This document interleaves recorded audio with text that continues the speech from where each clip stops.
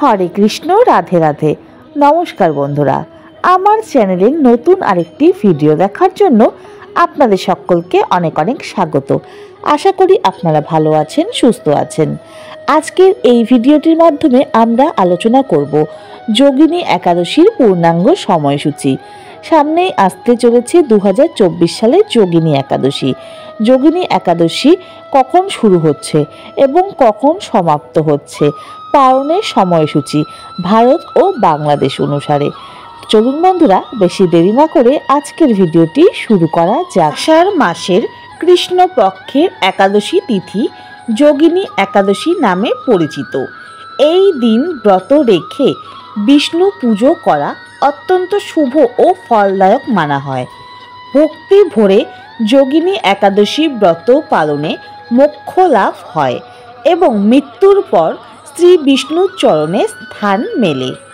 কথিত আছে, যোগিনী একাদশী পালনে 88,000 ব্রাহ্মণ ভোজন করানো সমান ফল পাওয়া যায়।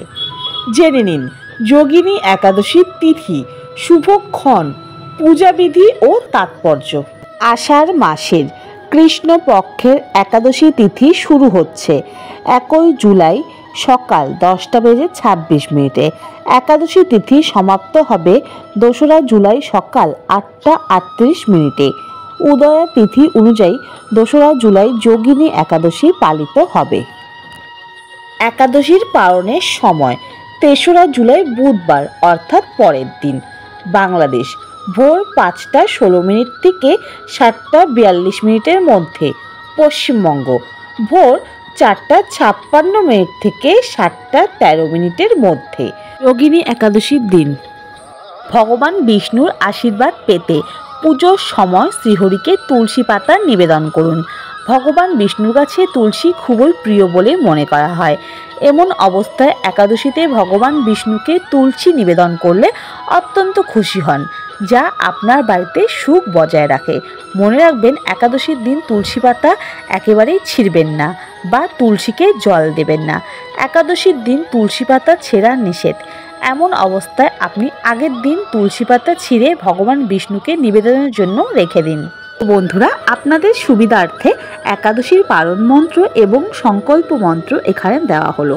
একাদশী ব্রত শুরু করার আগে অবশ্যই একাদশী সংকল্প মন্ত্র উচ্চারণপূর্বক একাদশী ব্রত শুরু করবেন এবং একাদশী ব্রত শেষ করার সময় অর্থাৎ পালন করার সময় পালনের সময় দেখে পালন মন্ত্র উচ্চারণপূর্বক নিজের একাদশী ব্রত সম্পূর্ণ করবেন। তো বন্ধুরা, এখন আমরা জেনে নেব যোগিনী একাদশীর ব্রতকথা ও মাহাত্ম্য।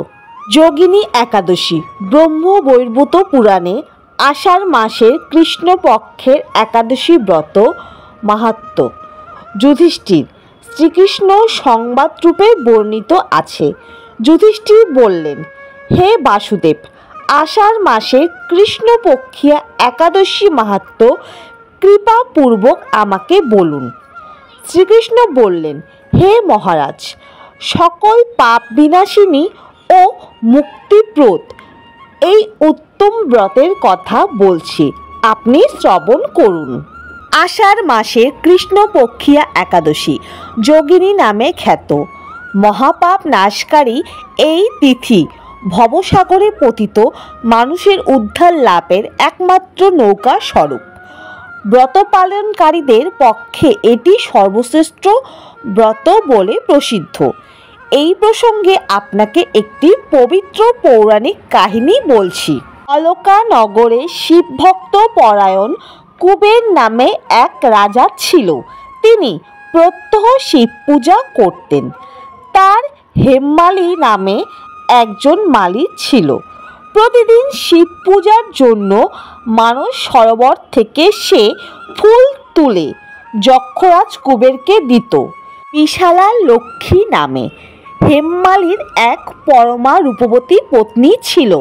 সে তার সুন্দরী পত্নীর প্রতি অত্যন্ত আসক্ত ছিল। একদিন সে তার স্ত্রীর প্রতি কামাসক্ত হয়ে রাজভবনে যাওয়ার কথা ভুলে গেল। বেলা 2 প্রহর অতীত হলো। অর্চনের সময় চলে যাচ্ছে দেখে রাজা ক্রুদ্ধ হলেন। মালির বিলম্বের কারণ অনুসন্ধানে এক দূত প্রেরণ করলেন। দূত এসে রাজাকে বললেন সে গৃহে স্ত্রীর সাথে আনন্দে মত্ত। দূতের কথা শুনে কুবের অত্যন্ত রেগে তখনই মালিকে তার সামনে হাজির করতে আদেশ দিলেন।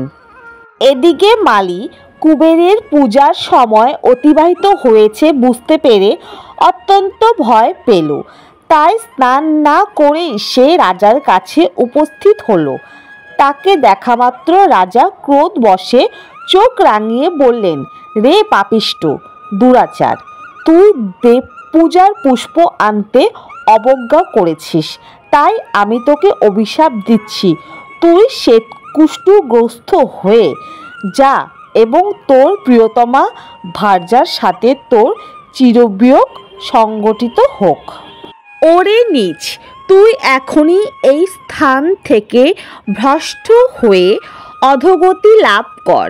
কুবেরের এই অভিশাপে হেমমালির পত্নীর সাথে স্বর্গভ্রষ্ট হয়ে দীর্ঘকাল যাবৎ কুষ্ঠ রোগ ভোগ করতে লাগলো। রোগের যন্ত্রণায় দিন দিন বেদনায় বহু কষ্টে সে জীবনযাপন করতে লাগলো। কিন্তু দীর্ঘদিন মহাদেবের অর্চনের ফুল সংগ্রহের সুকৃতির ফলে সে শাপগ্রস্ত হয়েও বৈষ্ণব শ্রেষ্ঠ শিবের বিস্মরণ হয়নি। একদিন হেমমালি ভ্রমণ করতে করতে হিমালয়ে শ্রীমার্কণ্ডেয় ঋষির আশ্রমে উপস্থিত হলো। কুষ্ঠ রোগে পীড়িত সপত্নী হেমামালিকে দর্শন করে শ্রীমার্কণ্ডেয় তাকে জিজ্ঞাসা করলেন, তুমি কার অভিশাপে এরকম নিন্দনীয় কুষ্ঠরোগগ্রস্ত হয়েছ? কে উত্তর দিল, হে মুনিবর, রাজা ধনকুবেরের আমি ভৃত্য ছিলাম। আমার নাম হেমমালি। আমি প্রত্যহ মানস সরোবর থেকে ফুল তুলে শিব পূজার জন্য রাজাকে দিতাম। কিন্তু দুর্ভাগ্যক্রমে একদিন স্ত্রীর মনোরঞ্জন হেতু কামশক্ত হওয়ায় সেই ফুল দিতে বিলম্ব হয়। রাজার অভিশাপে এই রকম দুর্দশাগ্রস্ত হয়েছি। পরোপকার মধুগণের স্বভাব কর্ম। হে ঋষিশ্রেষ্ঠ, আমি অত্যন্ত অপরাধী, কৃপা করে আমার প্রতি প্রসন্ন হন। তখন দয়ার্দ্র চিত্ত মার্কণ্ডেয় মুনি বললেন, হে মালি, তোমার মঙ্গলের জন্য শুভফল প্রদানকারী এক ব্রতের উপদেশ করছি। তুমি আষাঢ় মাসে কৃষ্ণপক্ষে যোগিনী নামক একাদশী ব্রত পালন করো। এই ব্রতের পূর্ণ প্রভাবে তুমি অবশ্যই কুষ্ঠব্যাধি থেকে মুক্ত হবে। শ্রীকৃষ্ণ বললেন। ঋষির উপদেশ শ্রবণ করে হেমমালি তাকে প্রণাম জানালেন। পরে অত্যন্ত আনন্দে ঋষির আদেশ মতো নিষ্ঠার সঙ্গে যোগিনী একাদশী ব্রত পালন করল। এভাবে হেমমালি সমস্ত রোগ থেকে মুক্ত হলো ও পত্নী সহ সুখে জীবনযাপন করতে লাগলো। হে মহারাজ যুধিষ্ঠির, আমি আপনার কাছে এই ব্রত উপবাসের মহিমা কীর্তন করলাম। এই ব্রত পালনে ৮৮,০০০ ব্রাহ্মণকে ভোজন করানোর ফল লাভ হয়। যে ব্যক্তি এই মহাপাপ বিনাশকারী ও পুণ্যফল প্রদায়ী যোগিনী একাদশীর কথা পাঠ ও শ্রবণ করে সে অচিরেই সর্বপাপ থেকে মুক্ত হবে। বন্ধুরা, আপনারা একাদশী ব্রত করুন এবং তার পাশে পাশে সকলকে একাদশী ব্রত করতে উৎসাহিত করুন। আজকের ভিডিওটি এখানেই শেষ করলাম। যদি ভিডিওটি ভালো লেগে থাকে অবশ্যই লাইক, কমেন্ট, শেয়ার করে দেবেন। আর যারা এখনও চ্যানেলটিকে সাবস্ক্রাইব করেননি তারা অবশ্যই চ্যানেলটিকে সাবস্ক্রাইব করে আমাদের পরিবারের সদস্য হয়ে থেকে যাবেন। অন্য একটা ভিডিওতে আবার দেখা হবে। হরে কৃষ্ণ, রাধে রাধে বন্ধুরা।